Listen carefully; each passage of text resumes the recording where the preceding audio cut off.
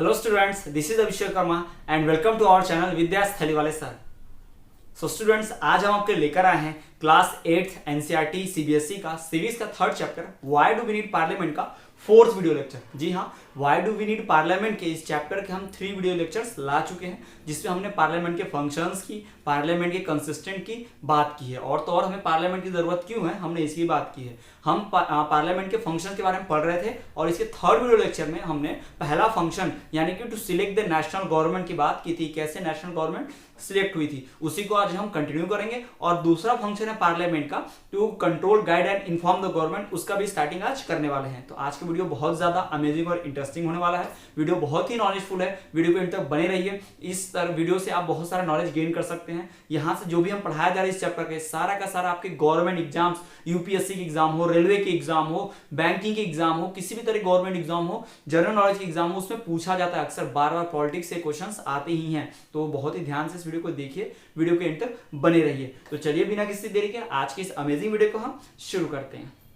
So students, इसके पहले वाले वीडियो लेक्चर में बात की थी फंक्शन ऑफ गवर्नमेंट पार्लियामेंट की, जिसे हमने देखा था to select the national government, जिससे हमने पढ़ा कि नेशनल गवर्नमेंट कैसे सिलेक्ट होती है। उसमें हमने देखा कि नेशनल गवर्नमेंट इलेक्शन प्रोसेस से सिलेक्ट होती है। इलेक्शन प्रोसेस कैसे होती है, तो वोटिंग से होती है। और क्या किया जाता है, पूरे इंडिया कंट्री को 545 कॉन्स्टिट्यूएंसी में बांट दिया गया, 545 पार्ट में बांटा गया, जिसे क्या कहते हैं, कॉन्स्टिट्यूएंसी यानी कि चुनावी क्षेत्र कहते हैं। एक कॉन्स्टिट्यूएंसी से एक एमपी सिलेक्ट होता है, 1 MP फ्रॉम ईच कॉन्स्टिट्यूएंसी। तो टोटल कितने लोग हो गए पार्लियामेंट के, लोकसभा में 545 लोग हो गए, क्योंकि कॉन्स्टिट्यूएंसी भी कितनी है, 545। तो जिस भी पार्टी के सबसे ज्यादा एमपी जीतते हैं वो पार्टी कहलाती है मेजॉरिटी पार्टी, और वही क्या करती है, फॉर्म करती है government. The majority party who wins maximum seats in election forms the government. वो मेजॉरिटी पार्टी जो सबसे ज्यादा सीट जीती है पार्टी इलेक्शन में, वही क्या करती है, पार्टी फॉर्म करती है। और बाकी की जो पार्टियां होती हैं जो जीत नहीं पाती हैं सबसे ज्यादा सीट, लेकिन कुछ लोग उनके जीतते हैं, तो उसे क्या कहते हैं, अपोजिशन पार्टी कहते हैं। वो अपोजिशन पार्टी का रोल प्ले करती है पार्लियामेंट में। तो इतनी बात हमने की थी, ये हमने लोकसभा का इलेक्शन प्रोसेस देख लिया था। अब हम बात करते हैं कि राज्यसभा का इलेक्शन प्रोसेस क्या होता है, कैसे राज्यसभा के मेंबर्स सिलेक्ट किए जाते हैं। तो राज्यसभा जो है वो भी हमारे पार्लियामेंट का ही पार्ट है। हमने प्रेसिडेंट, लोकसभा और राज्यसभा तीनों की बात की, इनसे गवर्नमेंट बनती है ना। हमारा जो प्रेसिडेंट होता है, हमारी जो लोकसभा होती है ना, और तो और क्या, राज्यसभा और राज्यसभा, इन तीनों को मिला के क्या फॉर्म होती है, गवर्नमेंट। गवर्नमेंट अकेले थोड़ी फॉर्म होती है, तीनों की फॉर्म होती है ना। तो हम इसमें लोकसभा की बात कर चुके हैं, ठीक है। अब राज्यसभा की भी बात हम कर लेते हैं, कैसे राज्यसभा का इलेक्शन होता है। तो राज्यसभा जो होती है, राज्यसभा में टोटल कितनी सीट होती हैं, इसके पहले हम पढ़ चुके हैं। जी हाँ बिल्कुल, राज्यसभा में टोटल सीट होती है कितनी, 250। कितनी सीट्स होती है, 250। तो यहाँ एमपीज भी कितने होंगे, 250 एमपीज होंगे। कितने एमपीज होंगे, 250, यानी 250 एमपीज यहाँ पर हैं, ठीक है। तब ये कैसे चुने जाते हैं, तो क्या होता है, इनका भी इलेक्शन होता है, इलेक्टेड बाय एमएलएज। किससे चुने जाते हैं, एमएलएज के द्वारा। उन 545 एमपीज को कौन चुनता था, डायरेक्टली पीपल इलेक्ट करते थे, हम लोग वोट देते थे। लेकिन इन राज्यसभा के लोगों को हम लोग डायरेक्टली नहीं चुनते, हम क्या करते हैं, एमपी को चुनते हैं, एमएलए को चुनते हैं, फिर वो एमएलए इन एमपीज को चुनता है। यानी हम क्या करते हैं, elected by MLAs of various states, है ना। तो क्या होता है, इलेक्शन में इन एमपीज को चुनने के जितने भी हमारे यहाँ स्टेट्स हैं, उन स्टेट्स के सारे एमएलए जो होते हैं, जैसे हमारे मध्य प्रदेश की बात करते हो, मध्य प्रदेश में टोटल 230 एमएलए हैं। यानी मध्य प्रदेश में जो लेजिस्लेटिव असेंबली है उसके जो मेंबर्स हैं वो वोटिंग करते हैं। ये इलेक्टेड बाय वोटिंग होती है। कौन वोट करता है, एमएलए वोट करते हैं। कौन वोट देता है, एमएलए। और यही क्या चुनते हैं फिर, एमपीज। कहां के एमपीज, राज्यसभा के एमपीज। इस तरह से राज्यसभा के एमपीज को सिलेक्शन हो जाता है, ठीक। तो ये हमने बात की है राज्यसभा फॉर्म होने की प्रोसेस। हमने राज्यसभा फॉर्म होने की प्रोसेस, लोकसभा फॉर्म होने की प्रोसेस पढ़ ली। तो फिर क्या होता है, राज्यसभा के लोग और लोकसभा के लोग, यानी 545 प्लस 250, आप देख रहे हैं 545 और 250 मिला के किसको चुनते हैं, प्रेसिडेंट को। दे इलेक्ट प्रेसिडेंट, है ना। ये लोग आपस में वोटिंग करते हैं और फिर एक आदमी को क्या बनाते हैं, प्रेसिडेंट बना देते हैं। तो इस तरह से राज्यसभा का फॉर्मेशन हो गया। तो पूरी गवर्नमेंट कैसे फॉर्म होती है हमने देख लिया। हमने देख लिया लोकसभा कैसे चुनी जाती है, हमने देखा राज्यसभा कैसे चुनी जाती है, फिर हमने यहाँ पर ये भी देख लिया कि हमारा जो प्रेसिडेंट है वो कैसे चुना जाता है। हमारा प्रेसिडेंट लोकसभा और राज्यसभा के सारे मेंबर्स को मिला के जो वोटिंग होती है उससे चुना जाता है। और हम ये भी जानते हैं कि राज्यसभा में जो 250 एमपीज है उसमें से 12 मेंबर्स को कौन चुनता है, वाइस प्रेसिडेंट। कौन चुनता है, वाइस प्रेसिडेंट चुनता है। 12 मेंबर्स को नॉमिनेट करता है वो अलग अलग फील्ड से, जो अपने अपने फील्ड में एक्सपर्ट होते हैं, बेस्ट होते हैं, उनको चुनता है कौन, वाइस प्रेसिडेंट। तो ये यहाँ पर क्लियर हो गया कि लोकसभा, राज्यसभा और प्रेसिडेंट कैसे चुने जाते हैं और वो कैसे गवर्नमेंट फॉर्म करते हैं। तो आई होप कि आपको पूरा समझ में आ गया होगा। तो आई होप कि आपको पूरा समझ में आया होगा कि कैसे गवर्नमेंट फॉर्म होती है ना। तो पार्लियामेंट का पहला function to form the government पूरी तरह से क्या है, क्लियर है। अब हम बढ़ते हैं हमारे दूसरे फंक्शन की ओर, to control, guide and form the government. Direction देना, गवर्नमेंट को कंट्रोल करना, बनाना, ये सब चीजें हम देखते हैं कि कैसे दूसरा फंक्शन पार्लियामेंट का वर्क करता है। सो स्टूडेंट्स, अब हम बात करेंगे हमारा जो दूसरा फंक्शन है पार्लियामेंट का कि to control, guide and inform the government, उसके बारे में। जी हाँ, गवर्नमेंट को कैसे कंट्रोल, इन्फॉर्म किया जाता है उसकी बात हम करते हैं। तो सरकार को देखभाल करने के लिए, सरकार कंट्रोल में काम कर रही है कि नहीं, सरकार मनमानी तो नहीं कर रही, ये देखने के लिए अपोजिशन वाली पार्टी रहती है। जैसे हमने भी पढ़ा कि जो ज्यादा लोग जीतते हैं, यानी 272 या उससे ज्यादा लोग जो जीते वो क्या फॉर्म करते हैं, गवर्नमेंट। फिर बाकी जो बचे हुए जीत जाते हैं, जैसे हमने देखा था एग्जांपल में कांग्रेस के 100 जीते थे, आम आदमी पार्टी के 145, तो वो लोग भी पार्लियामेंट में बैठेंगे, लेकिन वो पार्टी रूलिंग पार्टी नहीं होगी। वो कौन सी पार्टी होगी, अपोजिशन पार्टी है ना, अपोजिशन होंगे, अपोजिट में होंगे। तो जो भी काम गवर्नमेंट वाले लोग करेंगे, वो जो दूसरे लोग जीते हैं अपोजिशन वाले, वो उनके काम को देखभाल करते हैं, उसके बारे में समझते हैं, सोचते हैं और सवाल उठाते हैं। जैसे फॉर एग्जांपल आपको एक एग्जांपल बताते हैं। अगर किसी को लॉ बनाना है किसी टॉपिक पे, जैसे हमारे लॉ मिनिस्टर जो कानून मंत्री हैं, उन्होंने कह दिया कि अब से ये नया लॉ बनेगा, इस लॉ के हिसाब से अगर कोई ऑनलाइन जैसे फेसबुक, व्हाट्सअप है, सोशल नेटवर्किंग बोलते हैं ना, सोशल नेटवर्किंग मीडिया, इसके ऊपर किसी कोई हैरेस करता है, गाली देता है, सताता है ना, टॉर्चर करता है, तो उस पे ऊपर भी केस चलेगा, यानी उसके ऊपर भी 5 साल की सजा होगी उस पर्सन को। इस तरह से लॉ बनने वाला है। लॉ ये कहता है कि अगर कोई ऑनलाइन किसी को गाली देगा या गलत तरीके से बात करेगा, हैरेस करेगा, धमकी देगा, तो उसके ऊपर 5 साल का सजा, जेल होगी। ऐसा लॉ बनने जा रहा है। तो ऐसा कर बोलने के लिए इस तरह की चीज बोलेंगे पार्लियामेंट में खड़े होकर, रूलिंग पार्टी के जो लॉ मिनिस्टर होंगे वो खड़े हो जाएंगे और बोलेंगे।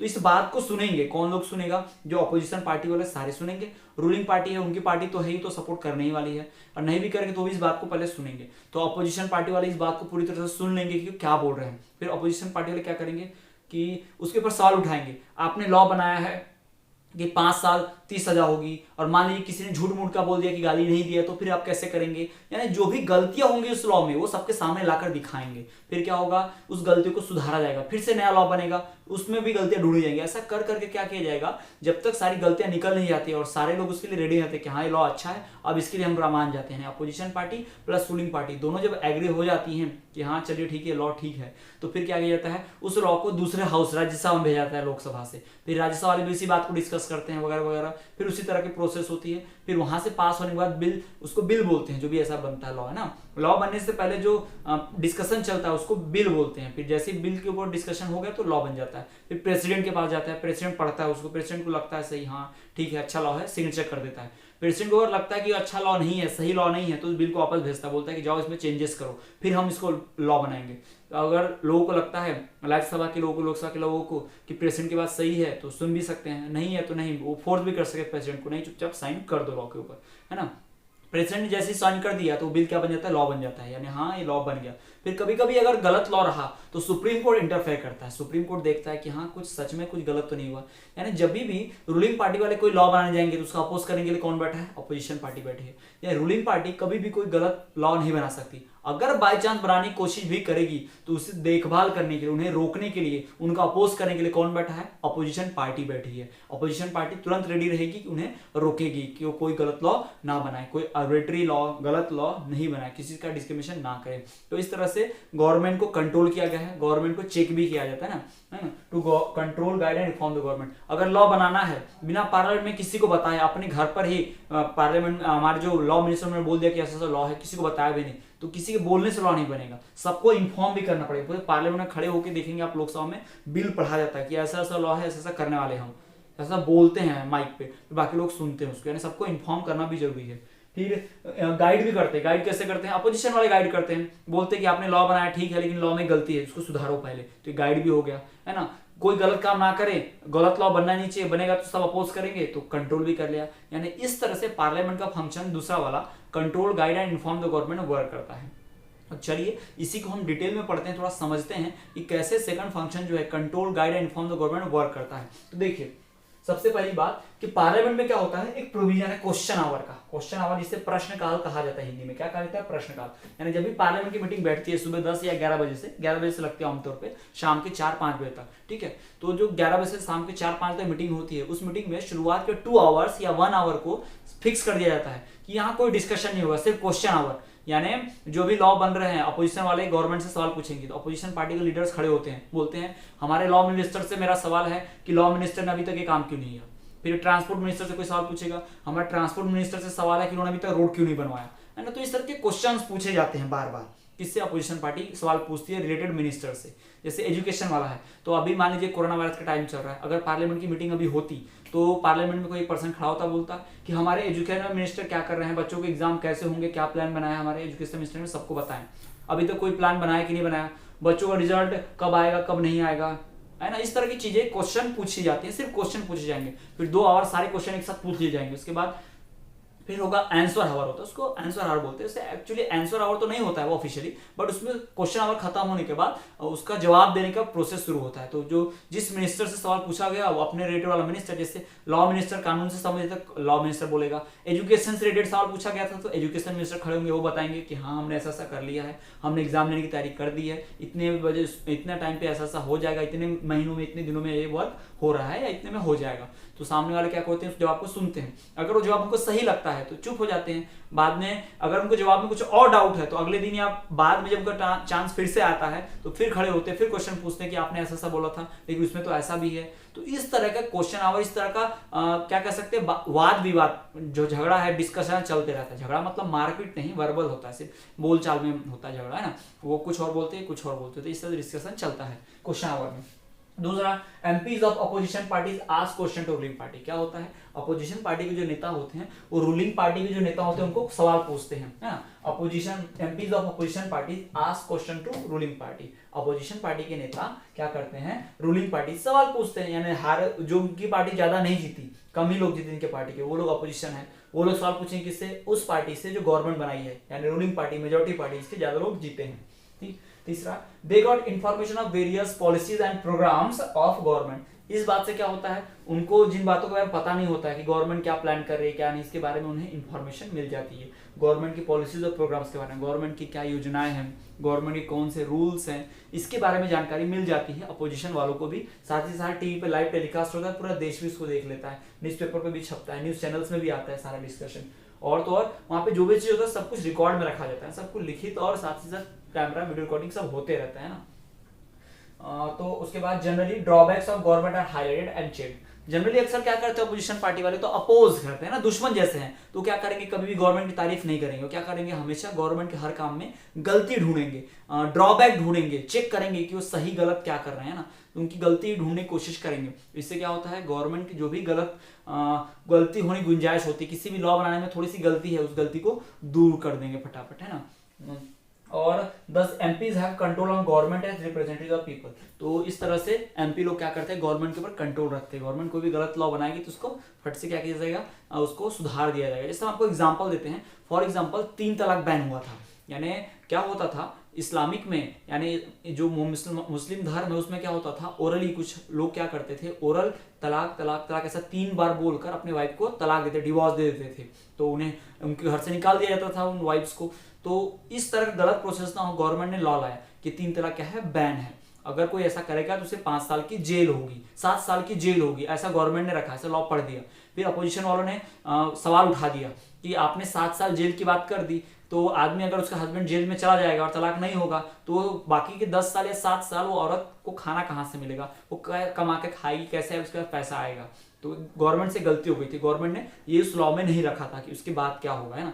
गवर्नमेंट ने उसको बैन तो घोषित कर दिया कि 3 तलाक गलत है, जेल में डाल देंगे, लेकिन आप किसी के हस्बैंड को जेल में डाल देंगे तलाक रोकने के लिए, तो फिर अगर तलाक रुक भी गया तो वो जेल में हस्बैंड, तो वाइफ को खिलाया कैसे, वाइफ अपने बच्चों को कैसे संभालेगी, ये सब चीजें थी। तो ये गलती छूट गई थी। तो इस गलती को, इस ड्रॉबैक को हाईलाइट में लाना, दिखाना किसका काम था, अपोजिशन पार्टी का था। तो अपोजिशन पार्टी नहीं होती तो गलत लॉ ऐसे ही पास हो जाता है ना, पता ही नहीं चलता।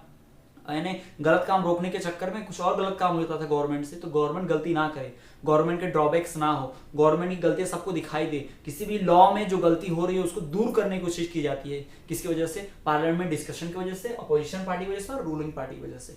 तो ये हमने देख लिया कि कैसे पार्लियामेंट में अपोजिशन पार्टी और रूलिंग पार्टी गवर्नमेंट फॉर्म कर लेती हैं और क्या करती हैं, फिर एक दूसरे के ऊपर कंट्रोल रखती है, गवर्नमेंट को कंट्रोल करती हैं, इन्फॉर्म करती हैं, साथ ही साथ गाइड भी करती हैं। तो ये बातें हमने देखी कि कैसे हमारा दूसरा फंक्शन ऑफ पार्लियामेंट वर्क करता है। सो स्टूडेंट्स, आज के इस वीडियो लेक्चर में बात की पार्लियामेंट का जो सेकंड फंक्शन है, to control, guide and inform the government, उसकी। साथ ही साथ हमने ये भी देखा कि राज्यसभा का इलेक्शन प्रोसेस क्या है। इसके पहले वीडियो लेक्चर में हमने लोकसभा के इलेक्शन प्रोसेस की बात की थी और ये भी देखा कि कैसे गवर्नमेंट फॉर्म होता है। तो हमने पार्लियामेंट के जो 3 फंक्शन हैं, कौन सा 3 function, to form government, to control, guide and inform the government, तीसरा लॉ मेकिंग। तो इन 3 फंक्शंस में से हमने 2 फंक्शंस की बात कर ली है। कौन से 2 फंक्शन की बात की है, टू फॉर्म द गवर्नमेंट और दूसरा to control, inform the government. यानी 2 फंक्शंस की बात हम कर चुके हैं किसकी, पार्लियामेंट की। और हमारा तीसरा फंक्शन जो है उसकी बात हम नेक्स्ट वीडियो लेक्चर में करने वाले हैं। तो ये आज के इस वीडियो लेक्चर में इतना ही। आई होप ये वीडियो आपको पसंद आया होगा। वीडियो को लाइक कीजिए, ज्यादा से ज्यादा अपने फ्रेंड तक शेयर कीजिए ताकि वो भी नॉलेज गेन कर पाए। यदि आपको कोई डाउट है तो वीडियो के नीचे आप कमेंट कर दीजिए, हम आपके डाउट दूर करने की पूरी कोशिश करेंगे। तो इसी तरह देखते रहिए विद्यास्थली वाले सर।